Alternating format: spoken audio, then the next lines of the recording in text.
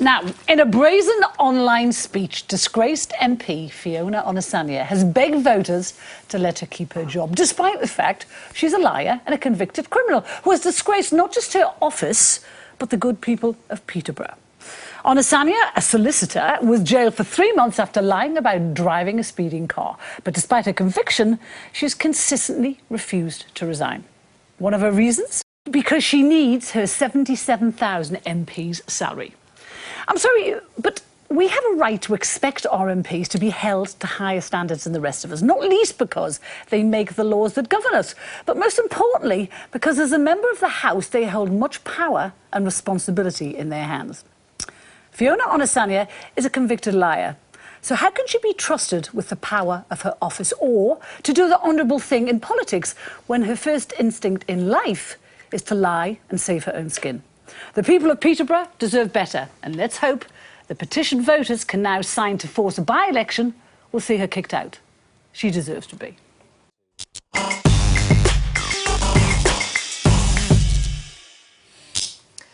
Well, Carole, there is a due process underway, and the recall vote is underway, and which is something that the House of Commons itself, its Standards Committee or something, decides has to happen if an MP has been convicted of something then with a less than a year's sentence.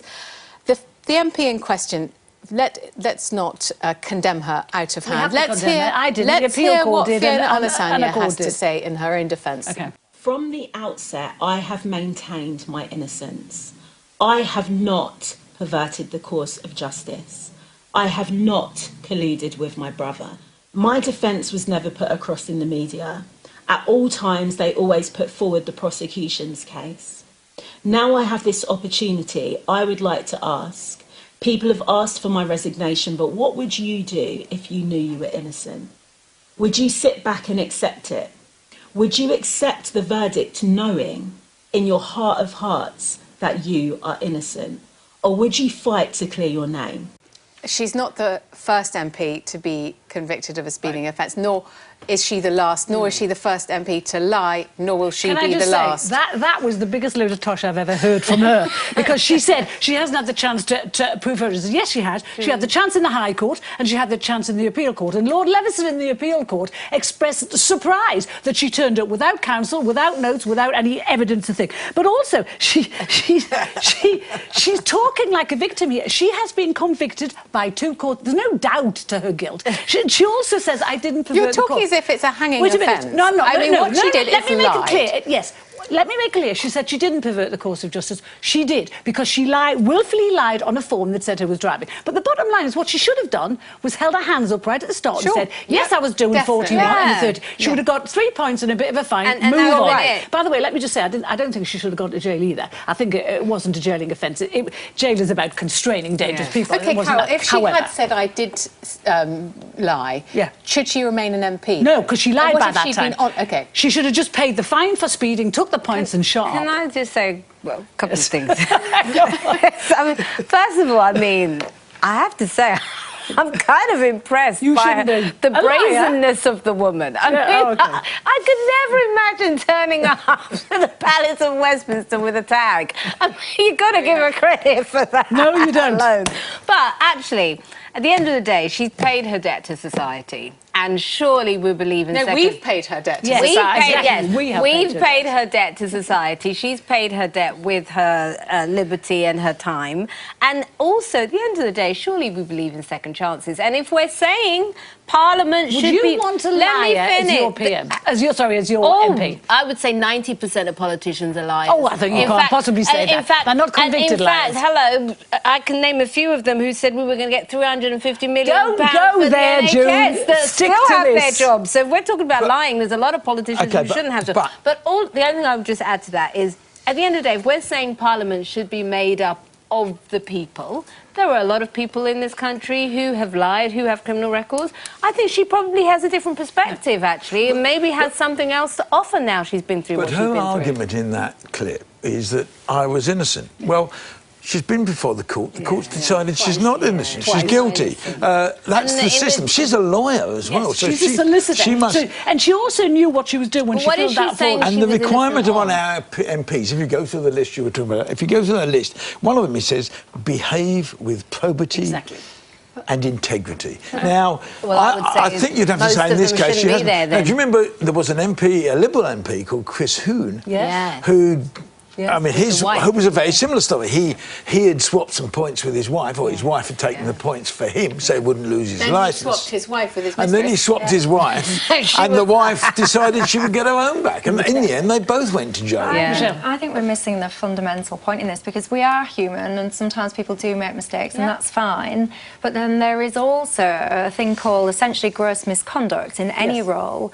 And one of the things that's lacking at the moment massively, and it's crucially important in Parliament, is trust. The trust that we have into our MPs, and at the moment it's diminishing rapidly. And she hasn't helped. Yeah, and when you have an MP that wasn't convicted of speeding, she was convicted of perverting the course of justice, i.e. lying, that does nothing but damage trust and credibility and integrity in the MP. And for that reason, and that reason alone, to me, I view that as gross misconduct, because if you're in public office, you are there and you are supposed to act with integrity and decency and honest, and trust is a key component. Be better than the rest of us. And if you've broken that trust by your own deliberate actions, you have no place in office. I mean, this woman has no respect for the law. She has no respect for her office. But the most important thing is she has no respect for her constituents.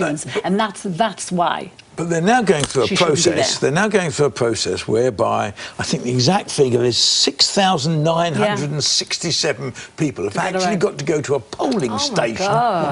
They can't do it online or send a letter. They've got to go to a polling station and say, we want to get rid of her. Now, who knows whether they'll get that number, but to spend £500,000 to find out. Why does it have to be the numbers? That's what the majority is. 10% of the people in the constituency. But I would argue for a constitutional change which says that if an MP gets convicted of an offence, such as, perverting the course of justice, it's an automatic dismissal, not just from the party, but from the role of an MP. And if it was me, I'd be campaigning for that change. Yeah, but this is fairly new itself. There's only ever been one case before this, Ian Paisley Jr. in Northern Ireland, and that didn't get through. They didn't get the right numbers. Now, it'll be interesting to see what happens here. I believe in second chances myself, and you know what? Perhaps she has something else to offer. Well, don't you think it says a lot about her character that when her back's against the wall, the first thing she does is try to save her own skin?